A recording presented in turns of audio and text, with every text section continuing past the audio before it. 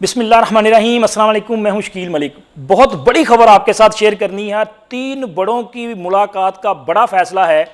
یعنی کہ 9 مئی کے ماسٹر مائنڈ کا بینڈ، بلکہ فوجی بینڈ جو ہے وہ بجانے کا فیصلہ کر لیا گیا ہے۔ اور ماسٹر مائنڈ آپ سمجھ گئے ہیں کہ کون ہے، جس کی میں نے بہت سارے اپنے ویڈیوز میں بتایا ہے۔ اس میں بھی پوری تفصیل کے ساتھ آپ کے ساتھ معاملات شیئر کرنے ہیں، اور اس کے ساتھ ساتھ ہے کہ بغاوت پہ اکسانے کا معاملہ، عوام کو اور فوجی جوانوں کو بغاوت پہ اکسانے کا معاملہ جو ہے اس پر بھی کارروائی آگے بڑھانے کا فیصلہ کر لیا گیا ہے۔ اور اس کے ساتھ ساتھ ایک دوسرا معاملہ ہوگا، سپریم کورٹ میں ججز میں اختلافات کافی حد تک بہت زیادہ بڑھ گئے ہیں۔ اس کی وجوہات کیا ہیں، اور چیف جسٹس اور دیگر جو ججز ہیں وہ کیوں ایک دوسرے کے کھل کر جو ہے وہ اختلافات سامنے آ رہے ہیں، ایک دوسرے کے خلاف ہیں۔ تو میرا خیال ہے سب سے پہلے بات یہ سپریم کورٹ کے معاملے پہ کرتے ہیں، چونکہ دوسرا جو ہے وہ بڑی خبر، اس پہ ذرا آخر میں آپ سے بات کریں گے نا۔ تو معاملہ یہ ہے کہ چیف جسٹس صاحب نے انہوں نے ملاقات کی تھی اعتزاز احسن صاحب سے اور لطیف کھوسہ صاحب سے۔ یہ وہ ملاقات تھی جو فوجی عدالتوں میں سویلین کے ٹرائل کا جو مقدمات ہے اس میں اعتزاز احسن صاحب جو ہیں وہ درخواست گزار ہیں، اور ان کے وکیل لطیف کھوسہ ہیں۔ اس کیس کی سماعت سے ایک روز قبل انہوں نے ملاقات کی، اور اس ملاقات کے بعد یہ تاثر گیا کہ اس ملاقات میں معاملہ طے کیے گئے ہیں، اس لیے یہ جو کیس ہے اس کی سماعت ہونے جا رہی ہے، اور بغیر ججز سے مشاورت کے بینچ کی تشکیل عمل میں لائی گئی ہے۔ اور یہی ہوا کہ جیسے ہی کیس کی سماعت شروع ہوئی تو جسٹس قاضی فائز عیسیٰ صاحب اور سردار طارق مسعود صاحب انہوں نے اس پر اختلاف کیا، صرف بینچ کی جو تشکیل ہے اس کو غیر قانونی قرار دیا، اور انہوں نے کہا کہ یہ جو اس وقت بینچ سماعت کر رہا ہے اس کی کوئی بینچ کی آئینی اور قانونی حیثیت نہیں ہے، چونکہ supreme court practice and procedure bill پر حکم امتناع یعنی کہ سٹے آرڈر دیا گیا، اور معاملات کو سٹے آرڈر کے نیچے چلانے کی کوشش کی جا رہی ہے۔ کسی بھی پارلیمان کا جو قانون ہے اس پر حکم امتناع اس کو معطل نہیں کیا جا سکتا، کالعدم کیا جا سکتا ہے، لہٰذا اس پر پہلے فیصلہ کیا جائے۔ تو چونکہ اس قانون کی روشنی میں جو بینچز بننے ہیں ان کا فیصلہ ایک 3 رکنی کمیٹی جو ہے اس نے کرنا ہے، اور اس کمیٹی میں چیف جسٹس صاحب، اسی طرح فائز عیسیٰ صاحب اور سردار طارق مسعود صاحب ہیں۔ تو لہٰذا چیف جسٹس صاحب نے ان کو اعتماد میں لیے بغیر یہ بینچ بھی تشکیل دیا ہے، تو لہٰذا انہوں نے بینچ میں کہا کہ چونکہ اس کو وہ غیر آئینی مانتے ہیں اس لیے اس میں نہیں بیٹھے، تاہم انہوں نے یہ بہت واضح کیا کہ وہ اس کیس کی سماعت سے انکار نہیں کرتے۔ وہ سمجھتے ہیں کہ کیس، اور کبھی بھی کسی سماعت سے انکار نہیں کیا۔ سردار طارق مسعود صاحب نے ان کے موقف کی تائید کی، اور یہ دونوں جو ججی صاحبان ہیں یہ اس بینچ سے الگ ہوئے۔ اس کے بعد انہوں نے ایک اپنے نوٹ بھی جاری کیے، خیر ان کے نوٹ جو ہے وہ سپریم کورٹ کی ویب سائٹ پہ گئے، پھر ہٹا دیے گئے۔ پھر اس کے بعد جسٹس منصور علی شاہ صاحب جو ہیں ان پر حکومت کی طرف سے اعتراض کیا گیا کہ یہ ایک درخواست گزار جسٹس جواد ایس خواجہ صاحب کے قریبی رشتہ دار ہیں۔ تو ان پر جب اعتراض کیا گیا تو انہوں نے بھی خود کو بینچ سے الگ کر لیا، حالانکہ جب انہوں نے الگ کیا تھا اس وقت چیف جسٹس صاحب کا جو باڈی لینگویج ہے وہ یہ بتا رہا تھا کہ ان کو یہ فیصلہ کسی صورت بھی اچھا نہیں لگا، اور وہ چاہتے تھے کہ اعتراض کے باوجود منصور علی شاہ صاحب جو ہیں وہ اس بینچ میں بیٹھے۔ پھر ان کا ایک جو نوٹ جاری ہوا، انہوں نے بھی جسٹس قاضی فائز عیسیٰ اور سردار طارق مسعود کا جو موقف ہے اس کی تائید کی ہے، اور اس کے ساتھ ساتھ انہوں نے ایک پرنسپل جو ہے وہ سیٹ کرنے کی کوشش کی ہے کہ اگر کسی جج پر کوئی شخص اعتراض کرتا ہے کسی بھی حوالے سے، تو اس جج کو جو ہے وہ از خود بینچ سے الگ ہو جانا چاہیے، تاکہ عوام میں عدلیہ پر جو اعتماد ہے یہ ختم نہ ہو، یہ تاثر قائم نہ ہو کہ ججز جو ہیں وہ مرضی کے مطابق یعنی کہ مفادات پر مبنی فیصلے کرتے ہیں۔ تو انہوں نے بھی ایک پرنسپل سیٹ کرنے کی کوشش کی، اور پیغام بھی دیا جو لوگ اعتراضات کے باوجود بینچوں میں بیٹھتے ہیں۔ کون بیٹھا؟ یعنی کہ یہ چیف جسٹس صاحب خود جسٹس عمر عطا بندیال صاحب جو ہیں انہوں نے اپنی جو ان کی ساسو ماں ہیں ان کی آڈیو کا جو معاملہ تھا اس پر انہوں نے کیس کی خود سماعت کی، اور اس پہ حکم امتناع بھی جاری کر دیا۔ ان پر اعتراض کیا گیا، وہ بھی ہوا۔ جسٹس مظہر علی اکبر نقوی کے معاملات پر بھی وہ خود بھی بیٹھے اور ان کو بھی ساتھ بٹھایا۔ جسٹس منیب اختر اور اجاز الحسن پر اعتراض ہوئے تو پھر بھی ان کو ساتھ بٹھایا۔ تو یہ پیغام تھا۔ اب اس پر معاملہ تھما نہیں تھا کہ اب چیف جسٹس صاحب نے کچھ ہم خیال یعنی کہ ایسے یوٹیوبرز جو تحریک انصاف کے کافی قریب سمجھے جاتے ہیں، ان کی پروجیکشن کرتے ہیں، ان کے جو ہے ان کے حوالے سے پروپیگنڈا کرتے ہیں، تو ان یوٹیوبر سے ملاقات کی ہے. اب اس ملاقات میں جو تقریباً 1.25 گھنٹہ تک جاری رہی, اور اب تو ماشاءاللہ یہ تو رہا نہیں ہے نا کہ وہ کوئی آف دی ریکارڈ چیز رہی ہو اور یہ کہا جائے کہ نئی ملاقات ہوئی, اب تو ساری چیزیں تقریباً باہر آ چکی ہیں. لیکن اس ملاقات کے بعد میں نے اس کا وہ روداد آپ کے سامنے ہے کہ اس میں عمران خان کے متعلق بات ہوئی, کوئی کہہ رہا ہوئی, وہ کہہ رہے ہیں نہیں ہوئی, چلیں کچھ بھی ہے. اسی طرح کہا گیا کہ جناب اس میں خان صاحب کی تعریفیں بھی کی گئیں. اس میں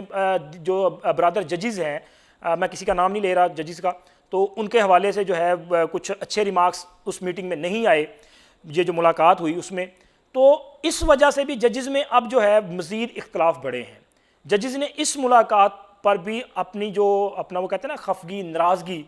اور اپنے تحفظات کا اظہار کیا ہے کہ اس ملاقات سے ججز میں مزید اختلافات بڑھے ہیں. اور یہ جو کہا جا رہا تھا کہ شاید کہیں سے معاملہ سیٹل کرنے کی کوشش کی جا رہی کہ یار یہ تاثر اچھا نہیں ہے, سپریم کورٹ کا جو یونٹی ہے, سپریم کورٹ پر عوام کا جو اعتماد ہے, اس کو بحال رہنا چاہیے. لیکن اس ملاقات نے اس کو مزید ان دراڑوں کو جو ہے وہ پیدا کیا ہے, اور آنے والے جو دن ہیں اس میں مزید اختلافات جو ہیں وہ سامنے آئیں گے, اور اس کا نقصان جو ہے وہ بطور ادارہ سپریم کورٹ کو جو ہے وہ ہو سکتا ہے. ایون کہ جو نئے ججز جو ابھی ایلیویٹ کیے گئے ہیں سپریم کورٹ میں, ان کے متعلق بھی بہت ساری چیزیں ہیں. تو اب وہ تاثر جو ہے میرا خیال ہے اب پھر وہ 8 کا پنگا جو ہے وہ پڑنے جا رہا ہے, اور معاملہ جو ہے وہ خراب ہو سکتے ہیں. چونکہ کچھ کیسز ہیں, جسٹس قاضی فائز عیسیٰ کا وہ کریٹیو جو ریویو تھا اس پر بھی کہہ رہے ہیں کہ فیصلہ آنے والا. اب دیکھیں فیصلہ کیا آتا ہے, چونکہ اس سے بھی اگر کوئی فیصلہ اس طرح کا دیا جاتا ہے کہ ان دنوں میں کوئی حالات خراب کیے جاتے ہیں, تو پھر مجھے لگ رہا ہے کہ جیسے پہلے ہوا تھا نا کہ سپریم کورٹ اور پارلیمان اور ججز آپس میں آمنے سامنے تھے, مختلف گروپس نظر آ رہے تھے, تو یہ صورتحال جو وہ دیکھنے میں آ سکتی ہے. اور اس کے بعد جناب اب بات کرتے ہیں 9 مئی کے ماسٹر مائنڈ کا فوجی بینڈ. فوجی بینڈ بجے گا جناب, یہ فیصلہ کر لیا گیا ہے. نہ صرف یہ 9 مئی کی جو آپ نے سارا کچھ کیا, بلکہ اس کے بھی ایویڈنس موجود ہیں کہ آپ نے فوج کے جو افسران ہیں, جوان ہیں, ان کو بھی بغاوت پہ اکسایا, اور عوام کو بھی فوج کے خلاف بغاوت پہ اکسایا. اس کے ناقابل تردید شواہد موجود ہیں, جس کا پہلے بتایا گیا چکا ہے. جو فارمیشن کمانڈرز کانفرنس تھی, اس میں اس کے اعلامیے میں بڑی وضاحت کے ساتھ یہ چیزیں جو ہیں وہ سامنے آ گئیں. تو اب 3 بڑے کون ہیں جناب؟ یہ ملاقات ہوئی ہے وزیر اعظم میاں شہباز شریف صاحب سے, army chief general Asim Munir صاحب کی, اور joint chief of staff committee general Sahir Shamshad صاحب.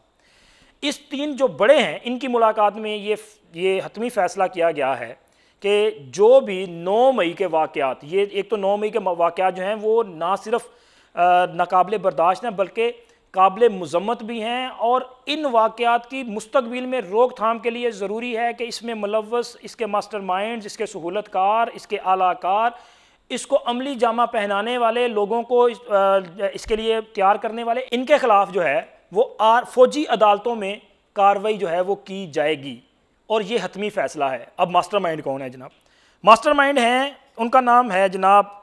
کچھ کہتے ہیں قاسم کے پاپا, کوئی کہتا ہے بشرا بی بی کے شوہر, لیکن میں بتاتا ہوں عمران خان.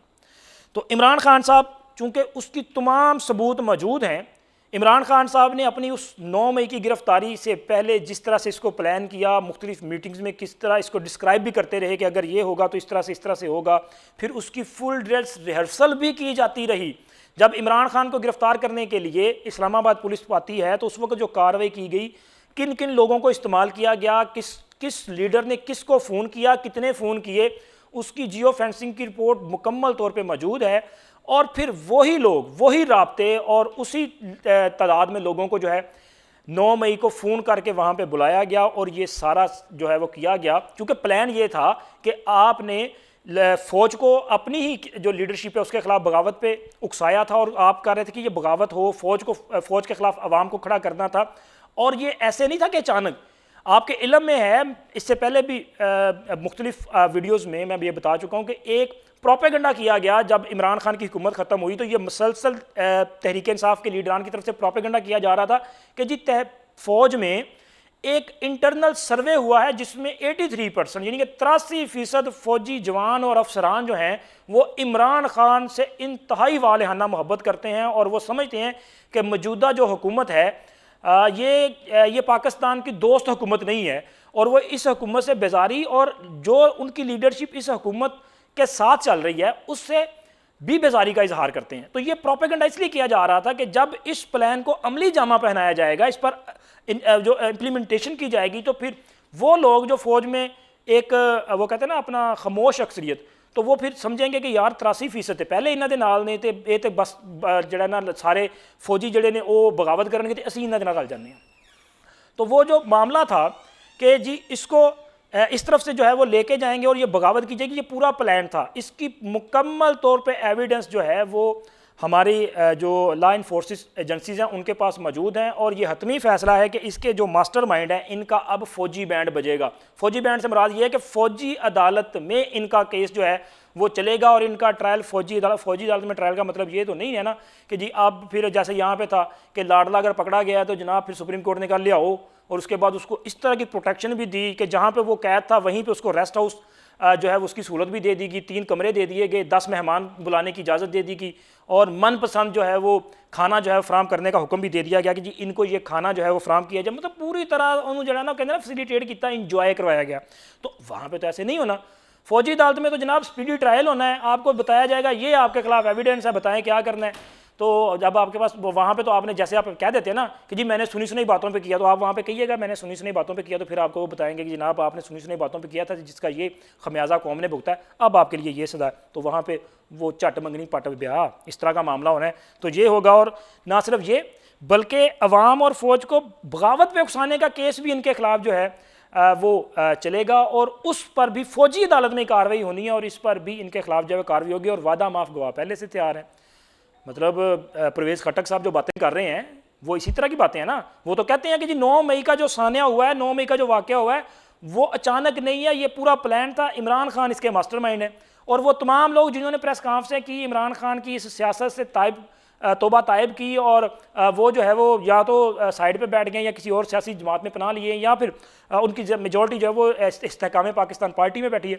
تو ان لوگوں کی جو گواہیاں ہیں نا وہ جناب وعدہ معاف گواہ والا کام کریں گی, اور عمران خان صاحب جو ہیں ان کے اب وہ جو سخت دن ہے نا وہ مطلب چند دنوں کی بات ہے, پھر عمران خان صاحب فوجی عدالت میں جو ہے وہ ایک ملزم کی حیثیت میں, چونکہ جب تک ان کو سزا نہیں ہوتی پھر تب تک ملزم ہی ہوتے ہیں, تو ملزم کی حیثیت میں پیش ہوں گے. اب دیکھیں یہ اس طرح اپنی جان جو ہے وہ کس طرح سے بچاتے ہیں. یہ انفارمیشن تھی, میں نے کہا چلیے آپ کے ساتھ شیئر کر دیں. انشاءاللہ ملتے ہیں اگلے ویلاگ میں ایک نئی انفارمیشن کے ساتھ. اللہ حافظ.